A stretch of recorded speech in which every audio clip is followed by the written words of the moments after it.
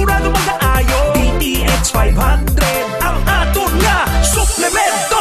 DTX 500 epektibo nga suplemento sa pagtapna sa mga balatian kasubong sang diabetes, arthritis, hypertension, kidney failure o kung sakit sa bato, cancer, cyst o kung tumor, kag madamo pa nga iban. DTX 500 mabakal sa Klinika de Alternativo Medicina and Wellness Center ni Dr. Ramil Uy sa kilid sang Robinson's Haro. DTX 500 ang health mo protektado. DTX Coffee Mix kape nga detoxify sang lawas. DTX Coffee Mix, DTX Coffee Mix, DTX Coffee Mix ang healthy coffee para sa tanan. DTX Coffee Mix, DTX Coffee Mix, DTX Coffee Mix kape nga detoxify sang lawas. DTX Coffee Mix, DTX Coffee Mix, DTX Coffee Mix ang healthy coffee para sa tanan.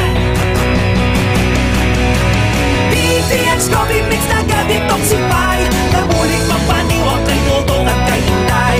DTX Coffee Mix lawas na piluan, diabetes ligawan. O magkape na ta, DTX Coffee na. DTX Coffee Mix, nakakape ka na, nakadetox ka ba? Pag may TC para aron mo apti ka.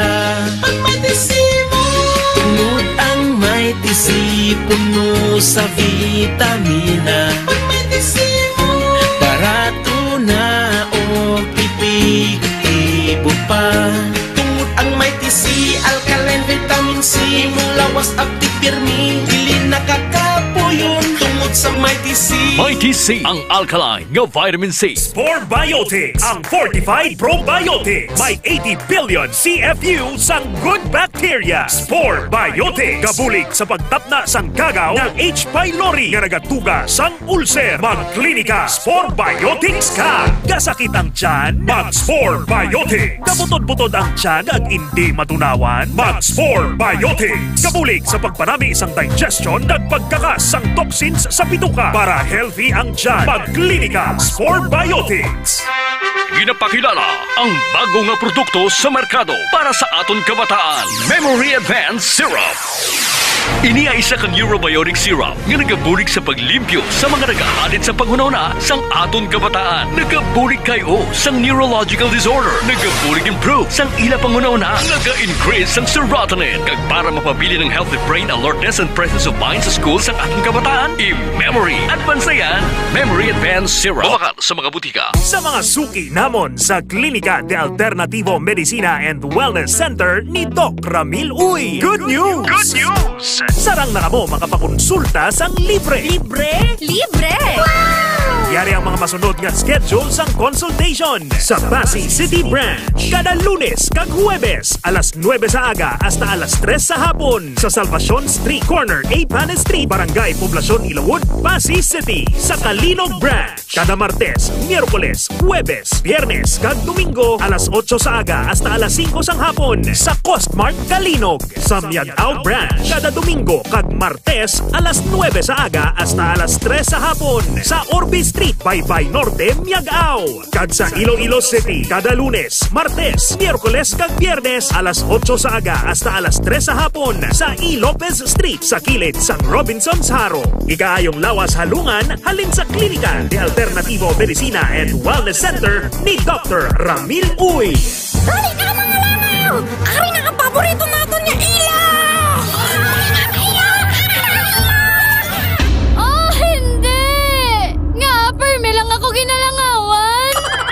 Klinika Deo Fresh. Say goodbye sa body odor, say hi sa freshness. May virgin coconut oil nga gatap na sa mikrobyo nga kapagbaho sang ilo. Klinika Deo Fresh, ang natural deodorant nga nagalast up to 48 hours. Sa Klinika Deo Fresh na fresh sa bango, fresh na fresh sa feeling. Klinika Deo Fresh. Bili na sa Klinika de Alternativo Medicina and Wellness Center.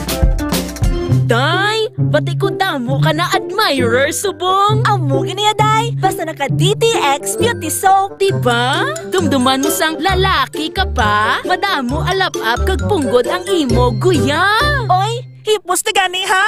Awayon pa kakaroon!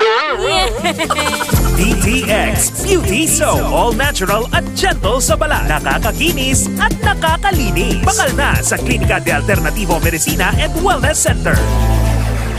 K5 News FM, championing the lives of the Filipino.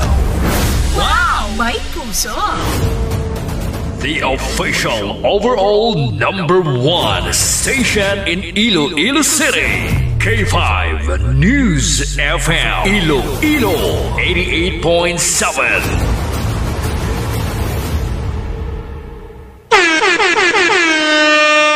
Oras sa K5 News FM Iloilo, Philippine Standard Time, alas 7. Kahit saan, kahit kailan, ang pinapakinggan. K5 News FM. Number one, ang himpilan ng sambayanan.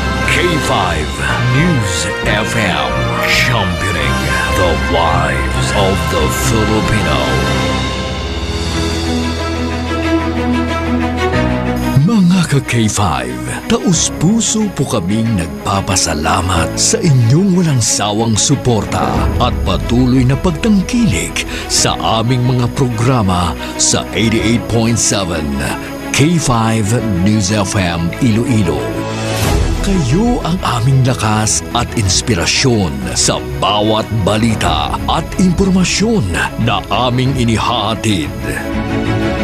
Kailanman ay hindi kami magsasawa at mapapagod dahil nakakataba ng puso na kayo ay aming mapagsilbihan.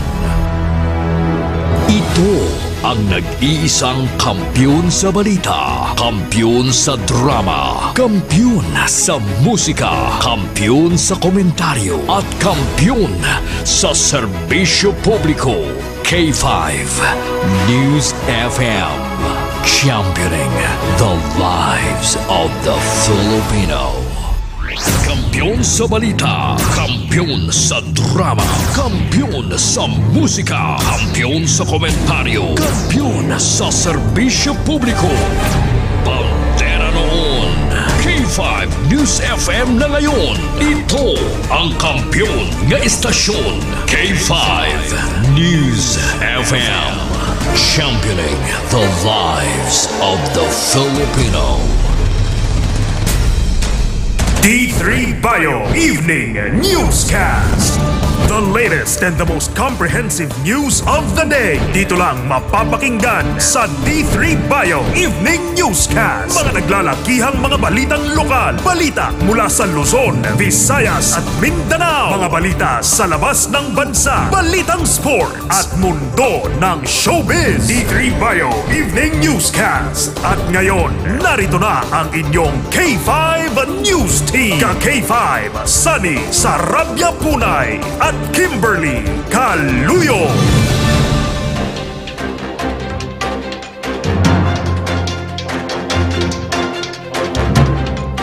Maayong gabi Iloilo, magandang gabi Pilipinas, good evening world. Welcome sa D3 Bio Evening Newscast. Martes nga adlaw, Pebrero 11, tuig 2025. Mga ka-K5, sarang kita mabatian sa 88.7 sa inyo tagsa ka mga FM dial. Makitan kag mabatian man kita worldwide, pinaagi sa aton official Facebook page ang K5 News FM Iloilo 88.7. Sa gihapon sa ngalan sang serbisyo publiko, kami ang inyo mga tagbalita, ini si K5, Sunny Sarabia Punay. Kaga ko naman ang inyo alagad, ako si ka-K5, Kim Montaño Caluyo. Sa mga pangulong dinalan, ginadulong sa kalawan sang D3 Bio, nahimo sa vitamin D3 kag virgin coconut oil. Sa mga nagabalik-balik ang hilanat o bukag sipon, kag para makalikaw kita sa dinggi, magtumal sang D3 Bio sang Klinika de Alternativo Medicina. Natural nga antiviral kag antibacterial, gani kung gusto nyo mag-ayo, mag D3 Bio. Sa nagapanguna nga balita lokal, 13 OS Squadron sa Philippine Coast Guard Auxiliary nagdonar sa isa ka rubber boat sa Philippine Coast Guard Station Capiz. Sa dugang headline sa balitang lokal, Iloilo City Government nag-umpisa na sang Upland Baklas kadungan sa pag-umpisa sang national campaign period.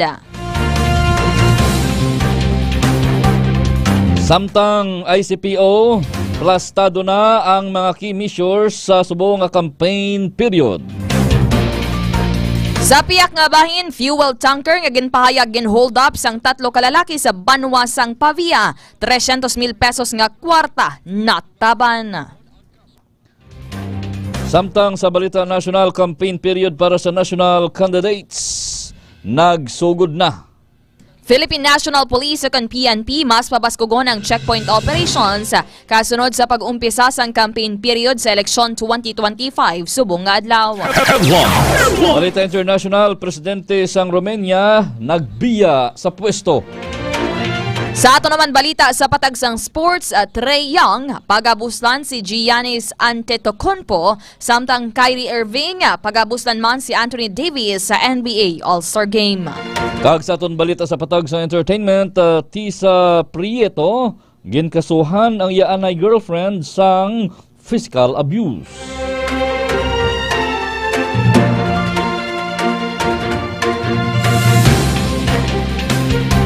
Amoy atuban ang aton mga headlines sa aton nagapanguna kang nagabaga nga mga balita nga una ninyo mabatian sa K5 News FM Iloilo apang sa mga pamantalaan buwas pamabasahan.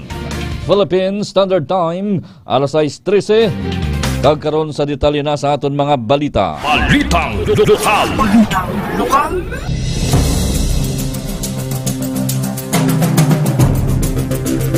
Ang masunod nga mga balita lokal nga inyo mabatian igadulong sa kaluan sang klinika DTX Coffee Mix with ang palaya, chia seeds, and sugarcane extract powder. Para sa may mga diabetes o kunyara na sa bibi sang pagka-diabetiko nga bawal na ang mag-inom sang kape nga puro lang kalamay, hindi magkabalaka pwede gihapon makapangapi, magklinika DTX Coffee Mix. Ang pinaka-healthy nga kape. Nakapangapi ka na, naka-detox ka pa. Nakabaton sa duga nga suporta ang Philippine Coast Guard Station Capiz matapos nga gin-turnover sang 13OF Squadron ang isa ka rubber boat sa ila istasyon subong adlaw sang Martes.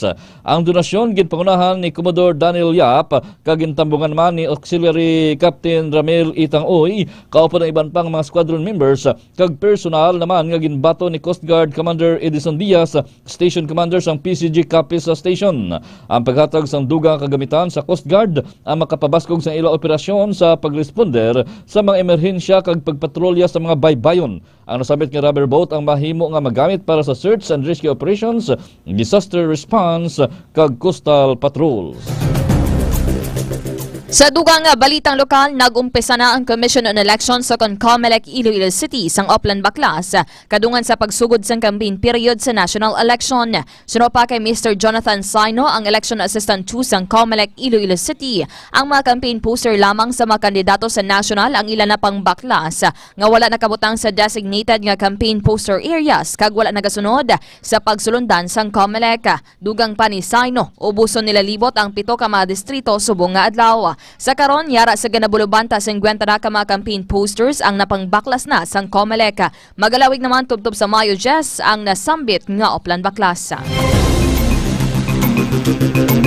Sa pihak nga bahin, plastado na ang mga key measures sang Iloilo City Police Office o ICPO para sa subong campaign period.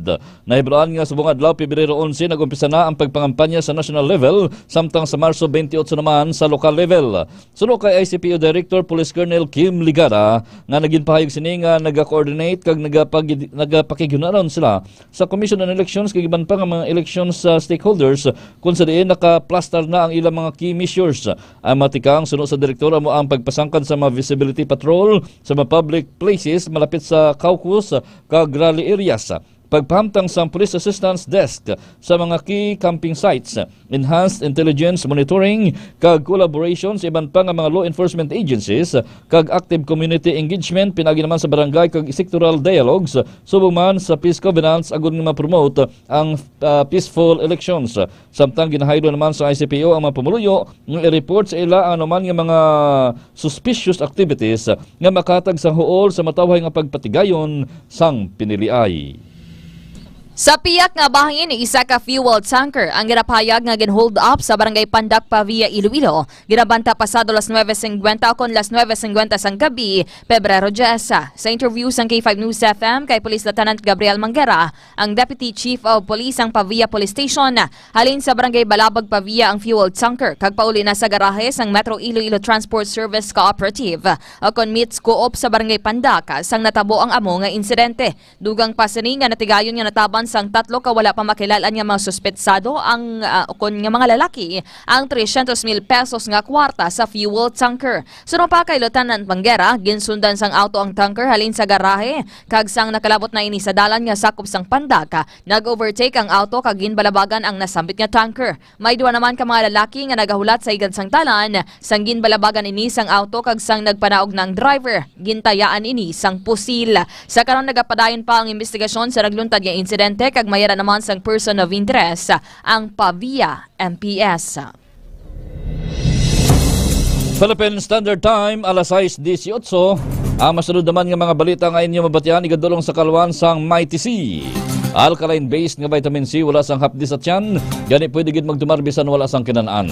Mighty C labi nga ginpabaskog para nga mas protektado kita kontra sa mga balatian, nagabulig sa aton nga heart health, agud makalikaw kita sa stroke kag heart attack. Nagapahamis pa sang kutis, gani bisan may edad na, hubin gihapon ang itsura. Gindayaw ni Mayor Jerry Triñas ang Iloilo City Police Office o kun ICPO sa madasig nga pagkadakop sa 4 sa 5 ka mga minor de edad nga nakapalagyo sa balay Darayunan kahapon nga adlaw. Naibloan nga ang mga kabataan ang ginapatihan nga nagpang-hold up sa isa ka babayi sa Quirino Bridge sa city proper. Samtang ginpasalamatan man sa alkalde ang Barangay Rojas sa ilang bulig pinagi sa CCTV footage. Kagilayon nga na-identify sang kapulisan ang mga children in conflict with the law o kon CICL. Samtang nagapabilin sa gihapon at large ang isa pa ka minor de edad. Ginaingganyo man sa alkalde ang mga establishmento kag mga barangay nga magbutang sang dugang nga CCTV kung sa diin dako ang bulig sa seguridad kag pagsulbar sa krimen. Sa dugang nga police report, wala na sang kabuhi sa nasapuan ang 16 anyos nga lalaki matapos nalumos sa punungan sa sitio Umba sa barangay Bakay, Dumangas, Iloilo alas 7:50 sang aga Pebrero 11, 2025. Ginkilala ang biktima nga si alias Bensoy, isa ka fish pond caretaker kag residente naman sa nasambit nga lugar. Base sa report sang Dumangas Municipal Police Station, nasapuan ang biktima sang iya mismo amay nga si Jonathan de Colongon. Wala naman sa may nakita nga anuman nga pilas ang biktima, padayon kag sa karon, padayon naman ang investigasyon sang Dumangas Police Station. Ini nga bahin sa aton mga pagbalita ginadulong naman sa kalwan sang klinika DTX 500. Sa may mga diabetes, sa mga hindi makatulog sa tion sang kagabihon para nga mangin mahamuok ang inyo katulugon, magklinika DTX 500 adlaw-adlaw. Nagabulig ini para makalikaw kita sa madamo lang ang mga balatian, ilabi na ang cancer. Klinika DTX 500, the superior antioxidant. Nagtaas ang 10.6% ang produksyon sa humay sa Western Visayas sa ika-4 nga quarters ng tuig 2024, sandig sa report sa Philippine Statistics Authority o PSA Region 6. Angot diri sa nasambit nga quarter yara sa 818,569 metric tons ang nangin produksyon sa nasambit nga quarter nga mas mataas naman sa 740,020 sa kasubong man nga period sang 2023. Samtang mas malapad naman ang gintamnan sa humay halin sa 215,567 hectares. Nagsaka ini sa 242,146 hectares. Mayuriya naman sa mga ini ang rainfed o kung nagasaligid lamang sa tubig ulan. Sa ato naman pinakaulihi nga balitang lokal, nakumpiskar ang 4 ka grams sang suspected shabu nga may standard drug price nga 27,200 pesos sa Arevalo Public Plaza sa Barangay Santa Filomena, Arevalo, Iloilo City. Alauna ka 51 ka inasang kaagahon, Pebrero 11, 2025. Pinaagi sa isa ka drug bypass operation sang Iloilo City Police Station o ICPS 6. Iniyang sa pagpanguna ni Police Captain Benji Dicen, ang officer in charge. Natigayon nga madakpan ang suspect nga si Herter Viga E. Delaire alias Toto, isa ka street-level individual, 32 anyos, single, kag residente sang Zone 3 sa Barangay Don Esteban Lapus, Iloilo City. Dugang naman niya nakuha sa iya paghinakop ang duha ka heat sealed sang transparent plastic sachet sang suspected shabu. Lakip na ang buy-bus item, 2,500 pesos. Lakip na ang isa kagatos ka pesos nga subscribe genuine bill nga may serial number nga PE9-50834 kag pila ka mga non-drug items. Sa karon, ang arestado ang sa idalom sang kustodiya sang ICPS 6 nga custodial facility kag magapangutubang naman sang nagakaigo nga kaso. Oras sa K5 News FM Iloilo, Philippine Standard Time, alas 6:22. Balitang National. Balitang National. Sa ilo naman kita banwa sa detalye na sa ato nagapanguna nga mga balita nasyonal. Ginadulong naman sa kalwan sang Klinika DTX Beauty Soap. Para sa maruyag magputi kag maghamis ang kutis, mag-Klinika DTX Beauty Soap adlaw-adlaw kada magpaligo. Nagabulig ini para makalikaw man kita sa mga balatian sa panit kasubong sang buni, katikati, punggod kag iban pa. Klinika DTX Beauty Soap. Beauty soap na, antimicrobial soap pa.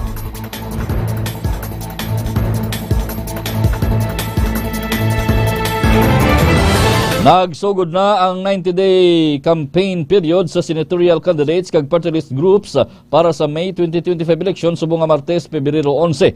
Ang campaign period para sa 66 ka mga senatorial candidates kag 156 ka mga party list groups ang natalana nga humalin subong adlaw tubtob Mars o Mayo 10. Magalunsar naman ang mga kandidato sa ilang kampanya, lakip na ang mga proclamation rallies, motorcades kag political pitches.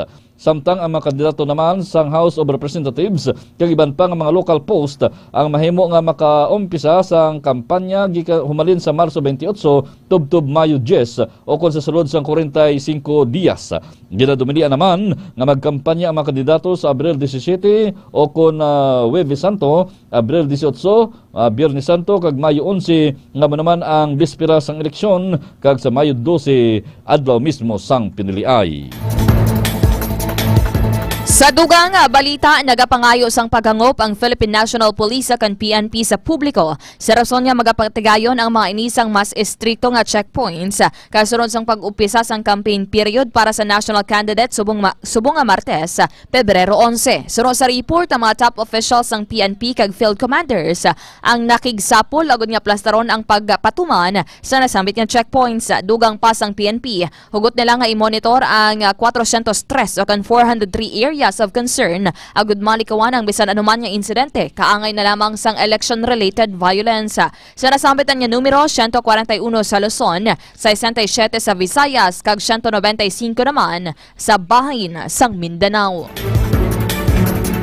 Ini nga bahin sa aton mga balita, ginadulong naman sa kalwan sang Klinika Dio Fresh, Dio Roll-On.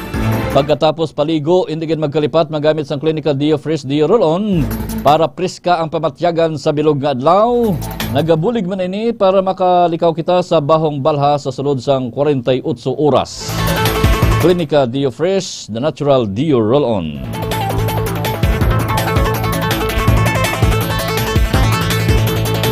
Nagpanawagan ang Legal Network for Truthful Elections o kon LINTE subong nga Martes, Pebrero 11 nga usisaon sang maayo ang survey results sa tunga sang campaign period para sa 2025 midterm elections. Ginatagan sa italopangod sang LINTE Executive Director nga si Attorney Ona Calitos ang election surveys nga dapat sa scientific as possible kung sa diin pila sa mga polls nga ginrelease ang pabor sa pila ka mga kandidato. Madumduman nga sa mga adlaw nagumpisa ang 90 dias nga campaign period para sa national candidates kag magatakop naman sa Mayo 10. Samtang ang 45-day campaign period naman para sa local candidates mag-uumpisa sa Marso 28 tubtob Mayo 10. Ang election day naman natanana sa Mayo 12 Lunes nga adlaw. Kag sa aton pinakaulihing nga balitang nasyonal, nagasaka ang numero sa mga Pilipino nga kababainhan o kon mga Pinay, ilabi na ang nag-edad sa 20 to 29 anyos nga mas ginapili ang live-in arrangements ang sa magpakasal sa ila ka relasyon. Ini ang sandig sa pagpanalaw sa o kon research asang Commission on Population and Development o kon CPD o pod ang Asian Center of Education, Research and Training for Innovation o kon ASERT. Sa nasambit nga pagtuon ang pag-live-in ang nakitaan nga mas praktikal nga set-up asang dako nga porsyento sa mga kababainhan. Ang ini nga trend ang makitan sa 2022 National Demographic and Health Survey kon NDHS sa diin nagsaka sang 4 pa kapilo ang numero kung ipaanggid sa datos sang tuig 2000 o kon sang tuig 1993. Yara naman ini sa data sang 2021 Young Adult Fertility and Sexuality o kon YAFS. Sa diin nagapakita nga 12% sang 20 million ka mga pamatanon nga nagaedad sang 15 anyos to 24 anyos ang nagapangabuhi o pod ang ila ka relasyon nga hindi sila kasal o kung hindi kasado. Sa piyak ka bahin sa isa ka pa ka pagpanalawsaw, gintumod ang 8 ka posible rason kung nga mas ginapili ini sang mga Pinay. Masunod nga halintang sang relasyon, agad mas makilala kag mapasangkad pa ang commitment sa isa kay isa. Pagsuporta sang ginikanan sa riin madamo naman ang nagapahanugot nga makig-live-in ang ilang mga kabataan. Praktikal nga sabat sa premarital pregnancies, career consideration, pamaagi sa pagpalagyo sa family trauma, hasol sa pagproseso sa mga dokumento sa pagpakasal, impluwensya sang social media kag relihiyoso nga mga pagpati. Balita International. Saylo naman kita sa detalye na sa aton balita international. Ginadulong naman sa kalwan sang klinika extend the food supplement for men. Para sa mga madasig kapuyon, kag pirmilang ginakapoy, mga luya na ang tuhod, mag-extend the food supplement na. Nagabulig ini para bastante ini sa amino acids kag phytonutrients nga naghatag sa ekstra nga kusog kag may makarot kag clavovaska nga nagapaayo sang performance. Extend the food supplement for men. Nagbiya na sa iya pwesto si President Klaus Johannes sang Romania pila ka adlaw antes ang plano nga pahalinon ini. Naibloan nga ginaluto na ang impeachment bato kay Johannes bangod sa pagkanselar sini sa presidential election sa nakaligad nga tuig. Madamo naman sa opposition ang nagpatigayon sang suspendihon ini bangod sa desisyon nga magpabilin sa pwesto tubtob Mayo. Nagdesisyon naman ang Constitutional Court sang Romania 48 oras antes ang binutuhay nga ibasura ang bugos nga proseso. Sa dugang balita sa luwas ang pungsod, ginanunsyo sang Hamas sang Lunes nga magauntat na ang ila paghilway sa mga Israeli hostages.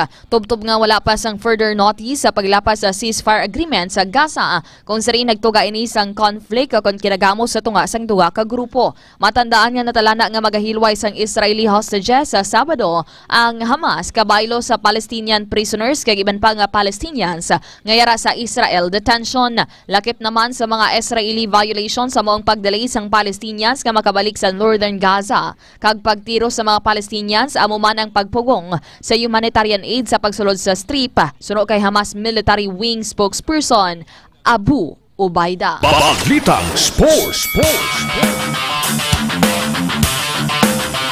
Sa detalye naman sa aton balita sa patag sang hinampang, ginadulong naman sa kaluan sang klinika Spur Biotics.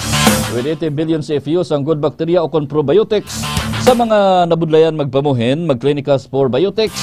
Nagabulig ini tinlo sa aton tiyan kag kolon agud makaliko kita sa mga balatian ilabi na ang colon cancer. Klinika Spur Biotics, the fortified probiotics.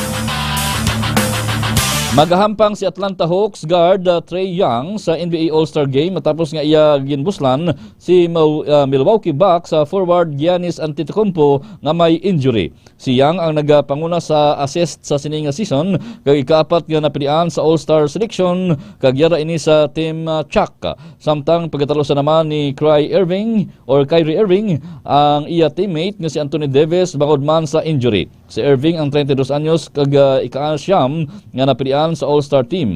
Maghampang ini sa idalom sang Team Shaq. Paghiwato naman ang All-Star Game sa mabot nga Pebrero 16. Balitang Entertainment.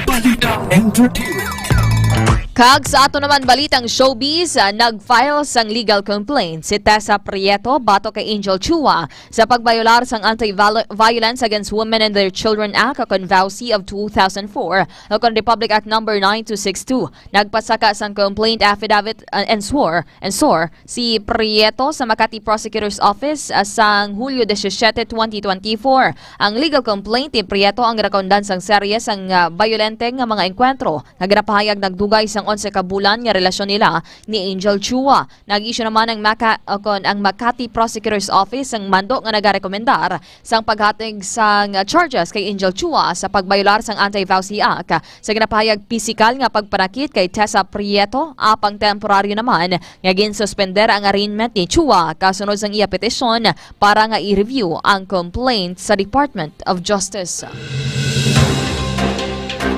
Samtang sa ato naman pinakamaayo nga balita sa John 5:24 nagasaling, sa pagkamatuod ginasugid ko sa inyo nga ang tawo nga nagatuman sa akon pulong kag nagatuo sa dagpadala sa akon may kabuhi nga wala sing katapusan. Hindi na siya pagsilutan tungod kay ginsaylo na siya halin sa kamatayon pakadto sa kabuhi.